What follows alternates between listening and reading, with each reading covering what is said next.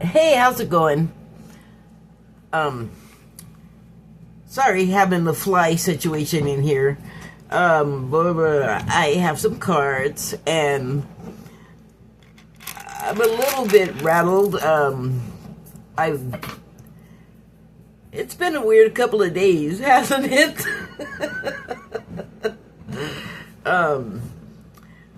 Major ripple in the pond happened when we lost Charlie Kirk there. And yes, we all lost him. And I say we not because I'm a proponent of what he espoused, not at all. But he's just another human that died.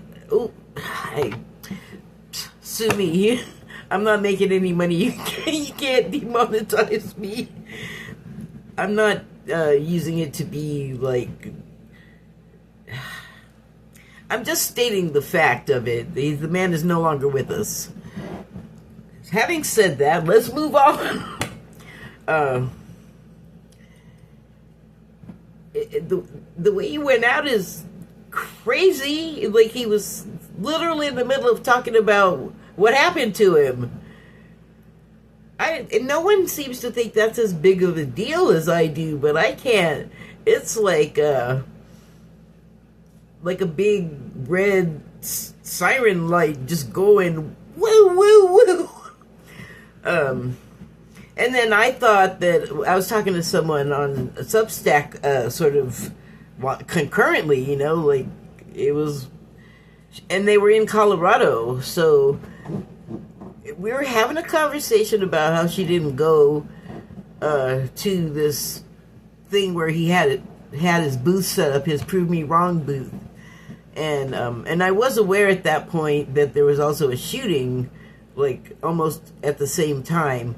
Not at the same time, but they were very close together when they occurred.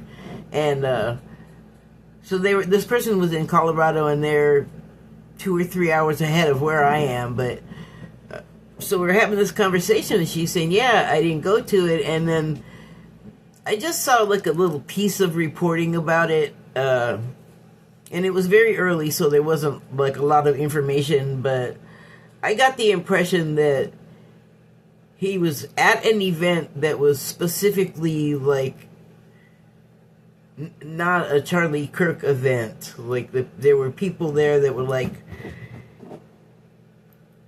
I was thinking it was like a Jubilee situation where the other people that he was going to meet with were, like, specifically kind of anti-him. Not to the point of what happened to him, but just like in a debate format. My goodness. So, that's what I thought. Like, I thought it was a specifically anti-him thing that he had appeared at, and then the person in Colorado said, no, he was at a college, and it was like all of these other things, and he just had his booth there. So it was not what I thought in that way, which is probably, like, good, and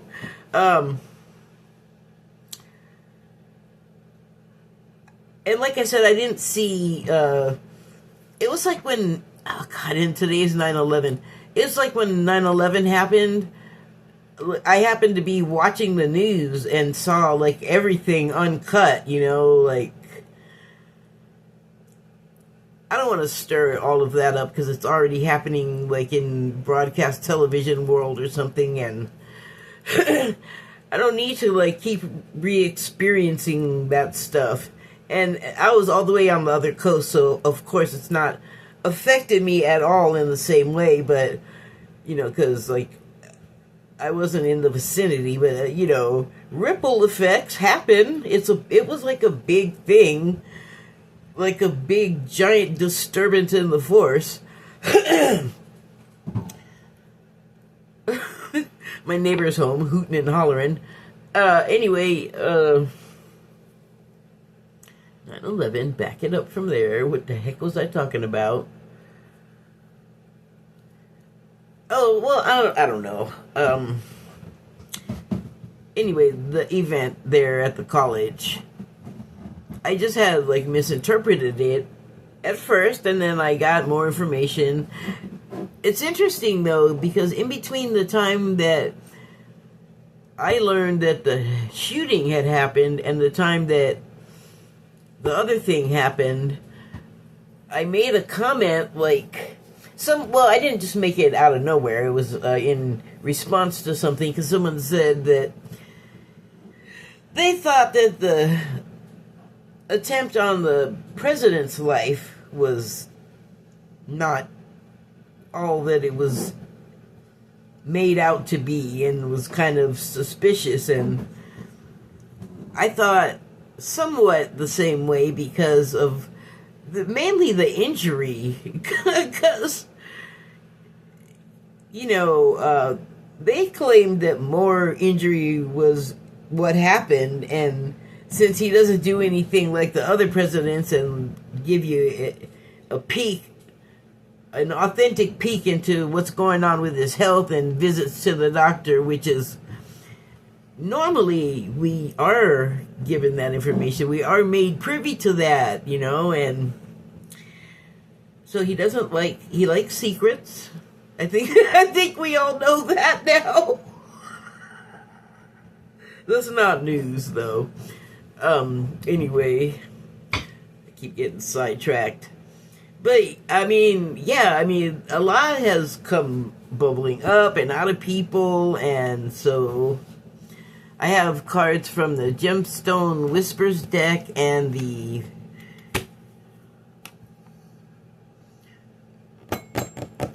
come on, brain. Not the Lightseers deck. The Shaman's Dream Oracle deck, I think is what it is. Pretty sure that's it. So I'll start with the Gemstone Whispers. And the first card is, I was going to say the first stone, and it is the first stone. First stone is Sunstone. Look at that. It's like it has like a little fire inside of it there, that little lozenge with all of its lovely facets. It's very pretty, is what I'm saying. So the subtitle is Sun. I guess that tracks. And it reads, I am not pretty, I am not beautiful, I am as radiant as the sun. See, I'm getting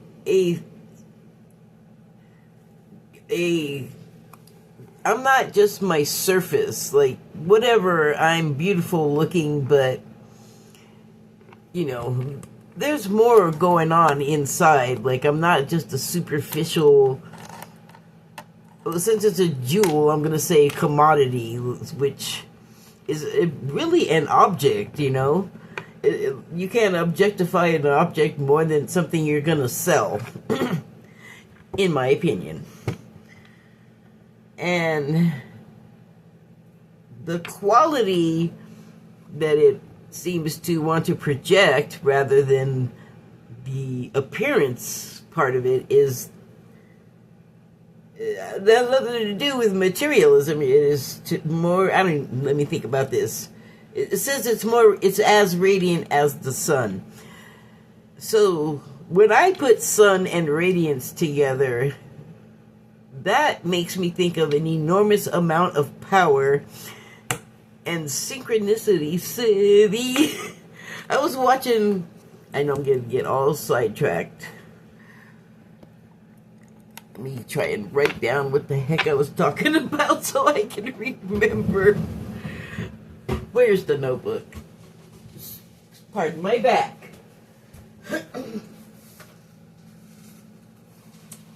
I just need a piece of paper with a blank spot.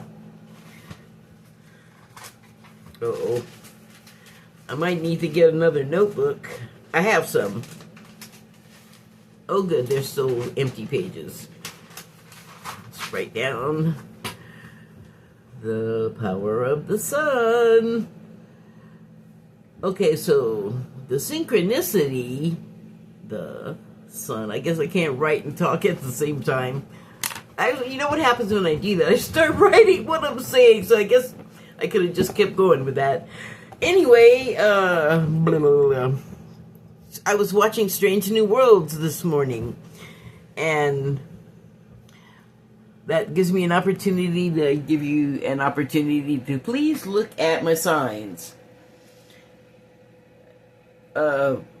Particularly the part about it being entertainment and, well, actually all of it opinion commentary, but I was heading toward the spoiler part. I'm going to do my best not to ruin it for people because it's very fresh, this episode. So anyway, I was watching Strange New World this morning, and they needed to come up with power that was the equivalent of what the sun can generate.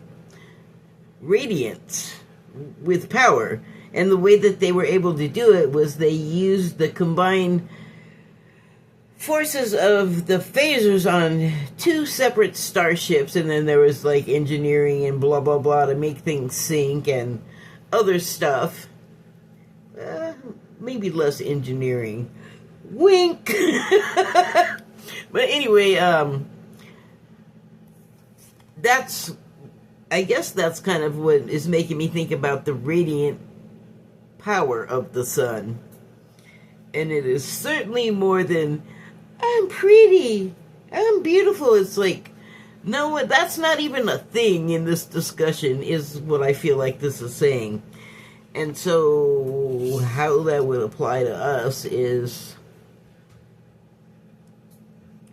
I don't know, maybe it's like something we need to consider when thinking about ourselves and our sense of worth, because we are more powerful than we realize, than we give ourselves credit for.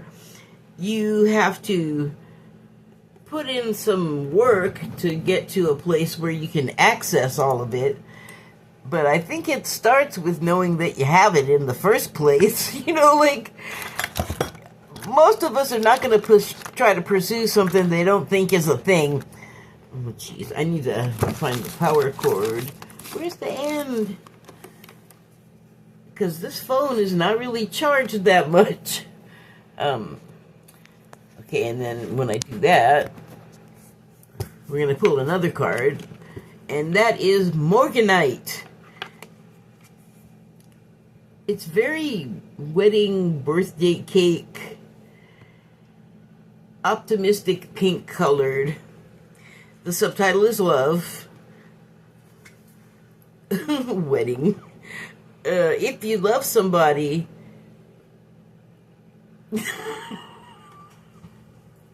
set them free.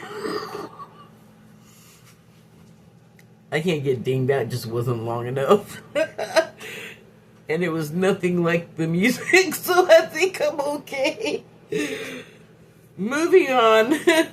The card reads, if you love somebody, let them go. For if they return, they were always yours. If they don't, they never were. You could say it's a little trite. Trite but true. Back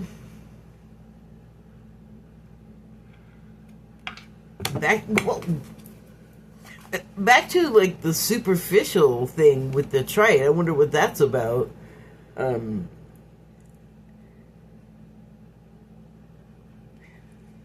I guess it's like an appearance thing and a materialistic thing, because like your sacred vows, I think they still call them that, are that, and I think it's become very shallow and materialistic. Not for everyone, but I mean, there's a television series called Bridezillas, and it's showing people in their worst light, brides, you know, just behaving in like giving into like their worst impulses. And it's a statement on that, you know, like it became more about the person, and you know, you if you want that kind of thing and you're lucky, you're gonna have the input and contribution of family of both sides and friends while you're, you know, building up to the wedding and getting that whole thing, you know, done, like all of the processes that you have to go through, like if you're going to have a venue and, you know, what type of ceremony and, you know, go through the guests and who can sit near each other and decorations and what are the, like, there's just a crazy number of things that in some cases people deal with when getting married, and even that, you know, wow, like pare all of that down, because it's not supposed to be about that, I don't think. Like, eat before you show up, and I don't know. Again, just my opinion. I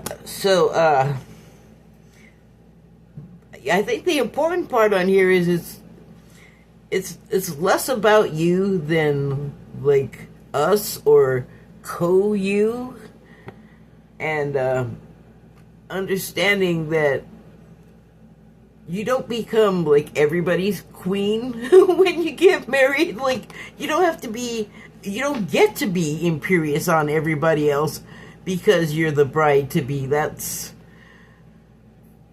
nutty. Why do you think your position confers that authority to you, if you want to call it that?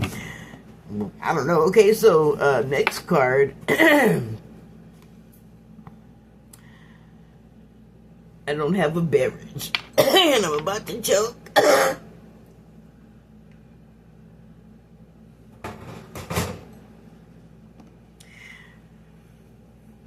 Next card is Hope Diamond. Subtitle is Wrath. I gotta get a drink. That's better. Okay, so the subtitle is Wrath, and I'm not going to go into the entire history of this stone, but there would be, I think, in some circles, anger. I don't think, well, anger from the stone itself, which is a thing that could be, and that might be hard to swallow, but I'm not going to go into the why of that right now. It could also just be receiving the energy of the people it was stolen from, in that anger at the period of... I said I wasn't going to go into everything, so I'll just leave it at that. I don't know if that's been resolved with those people. It's just for metaphorical purposes here anyway, but it's, the card reads, the best fighter is never angry. For us, that would have to be a state of mind, because we can act on our anger and do things that we will come to regret doing later out of anger. So best to avoid that, I think, if you can. And the thing about an angry stone is it can't really act out, so I have a little trouble with this one, because bad luck seems to happen around this thing, but I have been learning that curses are not a thing. So for it to happen, there has to be some, like, cooperation somewhere, like some agreement somewhere was made for all of this stuff to happen around this stone. And as far as it having the capacity to feel anger and not being able to act out, that's where it gets a little squirrely for me, because in order for it to have that effect of looking like it curses people that try to own it, if it's not that, just plain old that, what the heck is it? So, that's a thinker. Alright, but that's a way that you can, like, I'm reading this as, it says the best fighter is never angry. I'm reading this as angry, animated, you know, And I guess so that I can get across the idea that the stone is not animated and it still has an effect. Okay, so the next card is Nekite.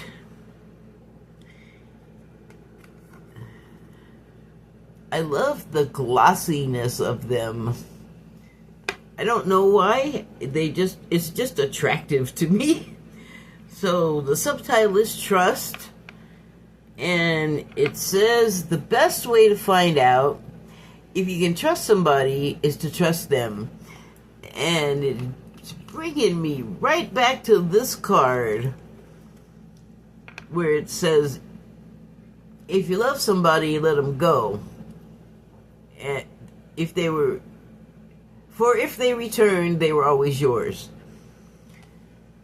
And so, in order to be able to do that and not have constraints on the other person, and to be able to seriously release them, like release them from your energy, so you're not just constantly thinking about them and like you haven't really released anything, you're still pulling on their energy, which can be felt. Like the person may not consciously realize what they're feeling is that, but that doesn't change the fact that it is that. And also that the other person is perceiving it. Anyway, the best way to find out if you can trust somebody is to trust them. And being able to let go of someone that you love, love can get kind of claustrophobic for partners, you know? I mean, it can work both ways. And so, no quicker way to drive somebody away is to constantly have them boxed in. You have to be able to trust that if they decide to go, they feel there's something to come back to, but also, like, don't hang your whole life on that. Like, have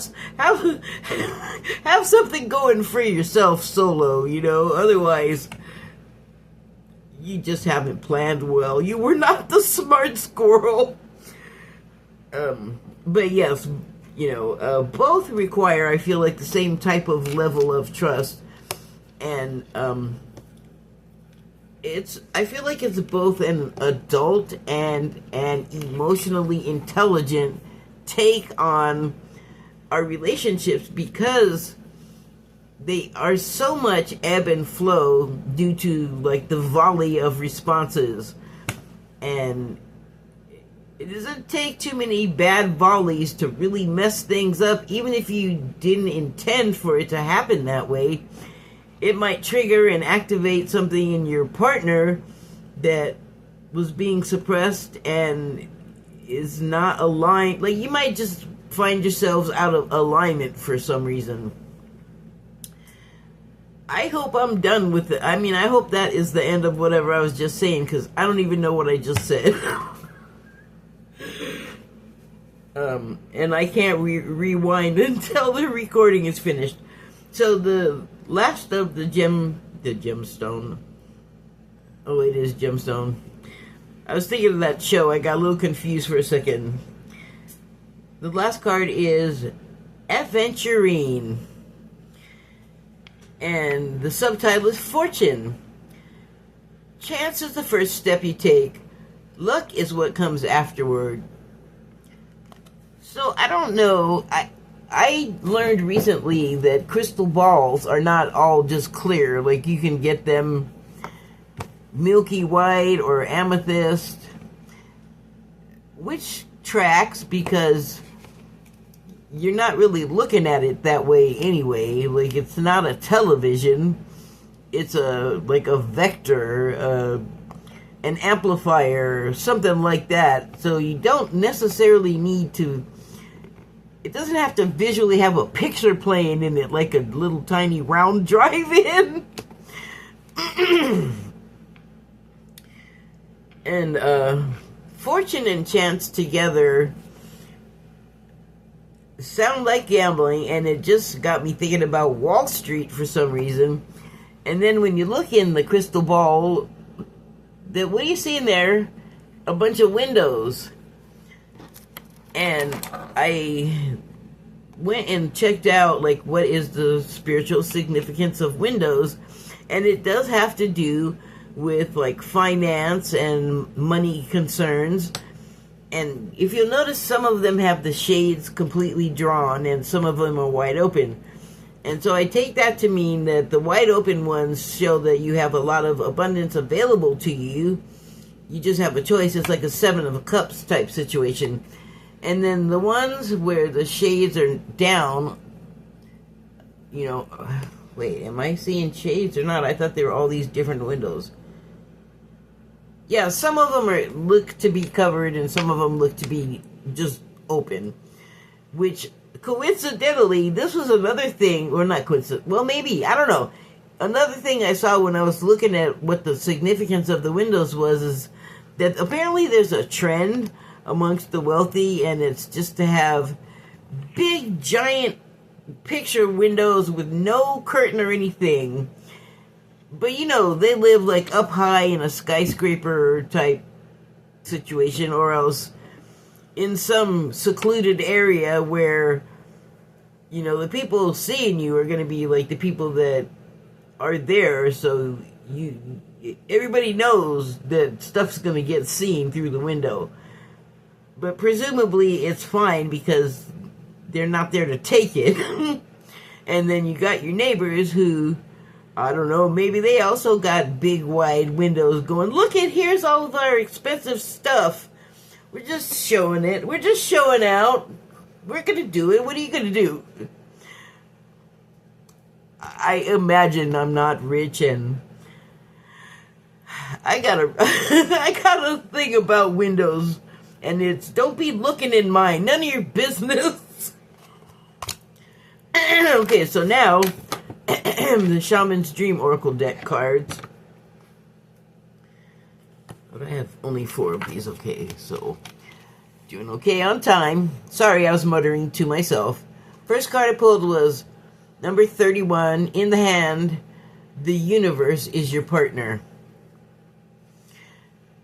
So, to me, this golden light that seems to be coming down, it could be coming up out of the hand, because that's a big hand, but I was not seeing that way.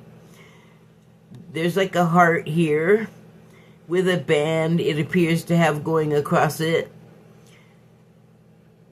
And the tip here seems to be like dripping or something, the golden light.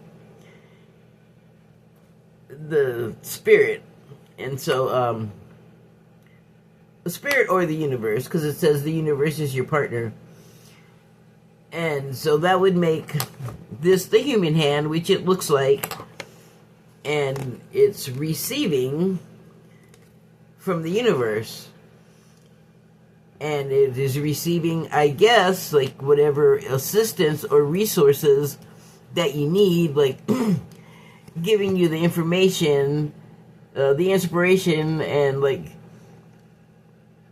you know, possibly telling you, like, go out and pick up some milk, because if you go ahead and do that, Spirit knows that there's a situation that could happen that would be to your benefit and probably the other person's benefit too, for an encounter to happen that would provide abundance or assistance, something beneficial to all parties. And I feel like that's what this is saying. So that for me would be like sort of, I guess, a permission slip to go out and confidently attempt something that I had to go say that was perhaps challenging, like you felt like it was going to be hard, or, you know, just more than you want to deal with, just to be, you know, shorter with it. But you don't have to worry about it, because you have your partner well in hand, and vice versa. So it's basically, the permission slip is also like, yep, you can go, you did it, you're good to go. The next card is number 28, Hollow Bone.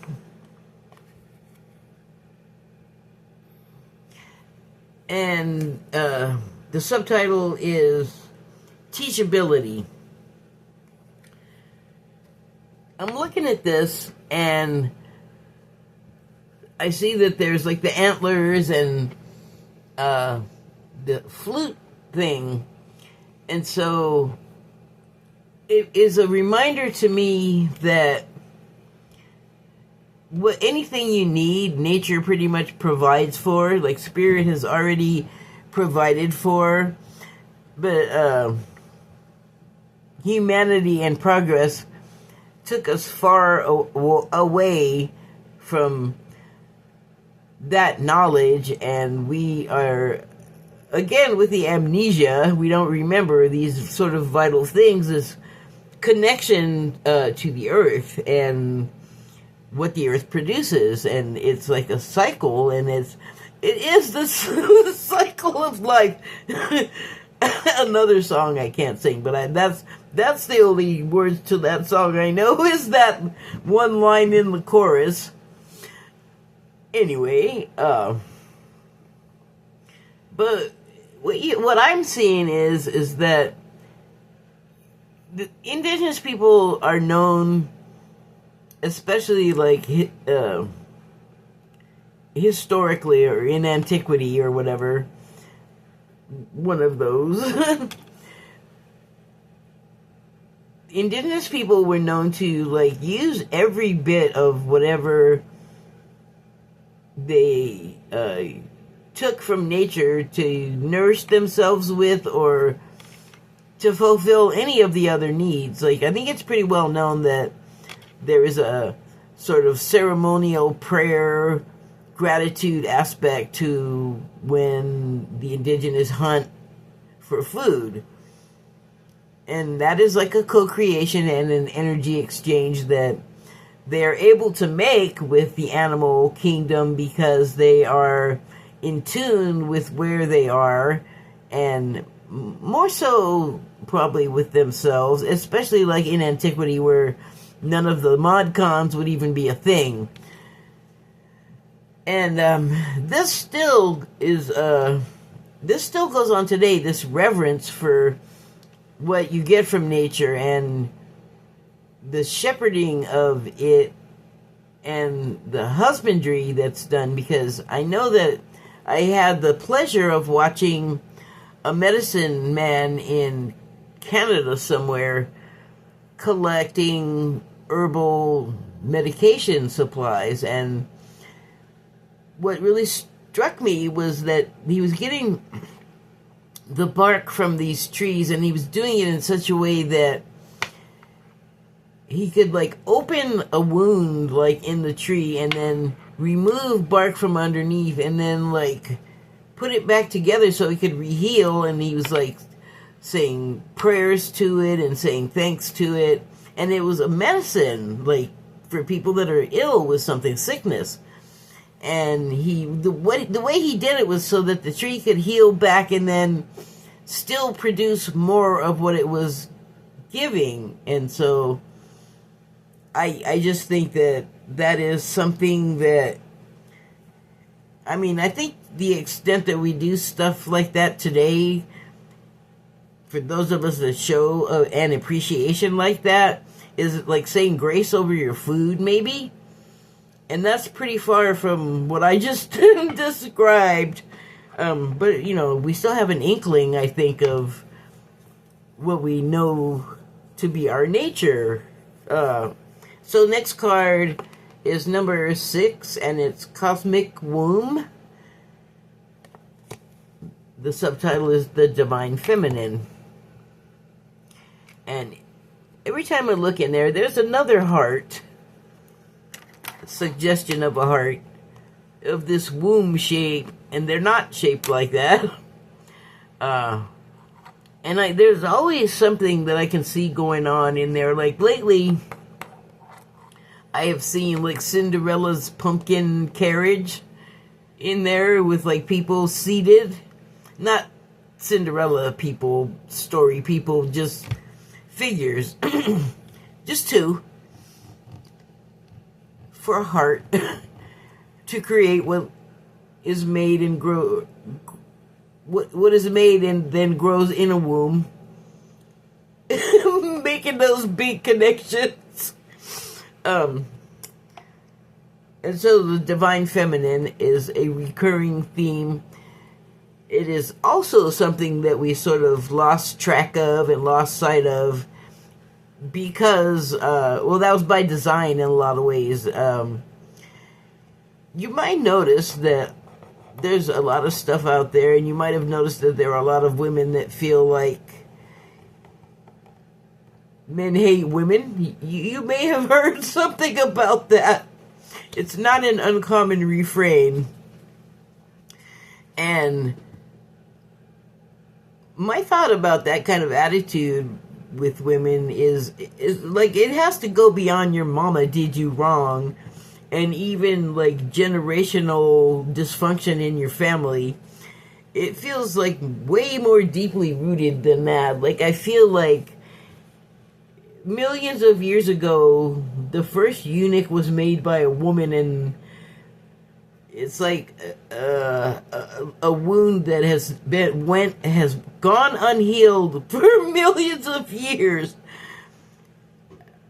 That's just something I came up with. I have nothing to indicate that that's the truth at all. It's just my brain said it to me, and now I'm saying it to you. But it's just, opinion commentary, okay? So the last card is number 26. And here, it's what it looks like. It is some of our mycelium friends. And the subtitle is Gathering Around the Power of Community.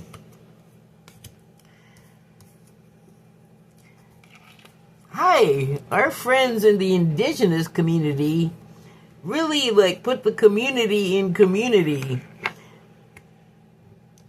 They took everything head to tail, or, and recycled and reused it, and in that way, I think, showed reverence for the taking of the animal's life, but then also the trees, and so expand that to everything they would have come in contact with, the indigenous, to meet their needs in life. Because at one time, you didn't need, a car and plastic and Roundup and gas and petrol, So, and then also, even, your personal connection with spirit gives you access to, the realm, so you're not just solely dealing on a one-on-one. There's always take angels for instance. There are so many that do so many things. That should imply, or we should be able to infer from that duties can be delegated, and that's okay. I'm fine with an angel's help. They're really good at it. It's what they do. It's what they exist to do. And then the cosmic womb also is the embryonic sense of community that I think is going to be built more and more, born more and more of the sort of turmoil and pressures that we're experiencing from bad governance and bad governors that are not you want people that if they get mad, then you want them to be able to channel that anger in a of course positive, but in a way that that is good for something. And so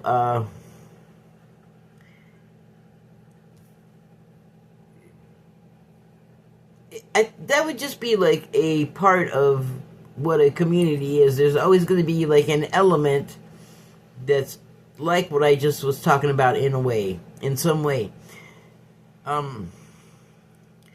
And the womb here, the cosmic womb here, is not birthing a person, more like a community or a sense of community, because, New Earth, we don't want to bring the old stuff from the 3D.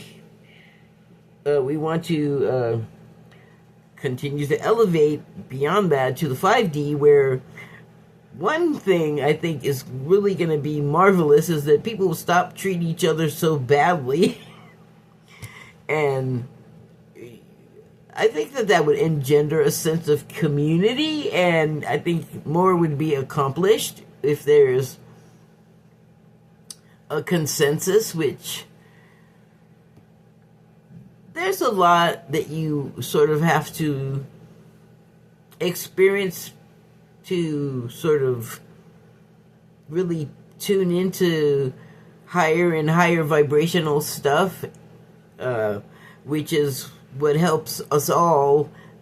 If we can all do it concurrently and have the idea that, like, the consensus, like, this is how we feel and we all want this, and that's how changes happen, and that's really, like, dumbing it down, but basically the mechanics of it, like, majority rule, pretty much. But community, in the sense that I'm getting from that dimension, has to be more like a mycelium mat.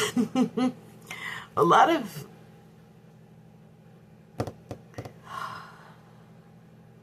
little mushrooms have to be working together, and then in that way, with cooperation, they can create the community with that level of vibration. And the more the people that start doing that, the more it'll spread, so it won't be something that people have to be conscious of doing or make any kind of effort to do. It is just second nature. The power of community. Okay, so I guess in summary, we go through stuff all of the time. And not all I'm seeing, but a lot of what I'm seeing with what happened with Kirk is presenting a lot of contrasts.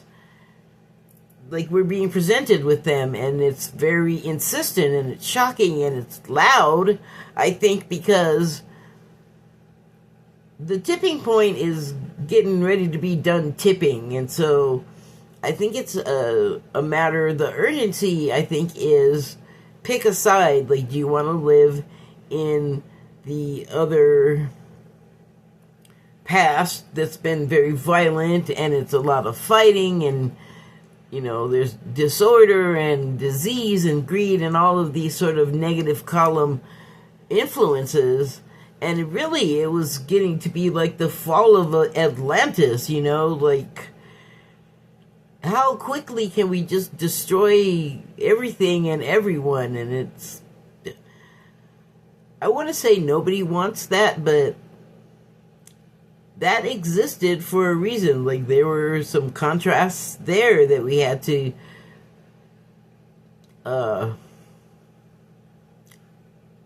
get meaning from, and understanding maybe that we need, while we gestate, we can sort of, what is the word? Start using that information, and as we're in there gestating on how to, like, do community and, and be cooperative with each other, and then gain the skills we need to be able to do it without doing things the way we did in 3D, where there's a lot of disagreement and I'm more important than you, and that's not a thing in the new Earth. Like, no, because that was a cycle that's ended. So, like, we have to get with the program. Those of us that are at the edge, the back end of the tipping point, like, catch up, little tomato. This is good. You want to do that. Like, you're not happy. You're miserable. It's dark. Come in. Come follow the light. Go to the light. But seriously, go to the light. Thank you and good night.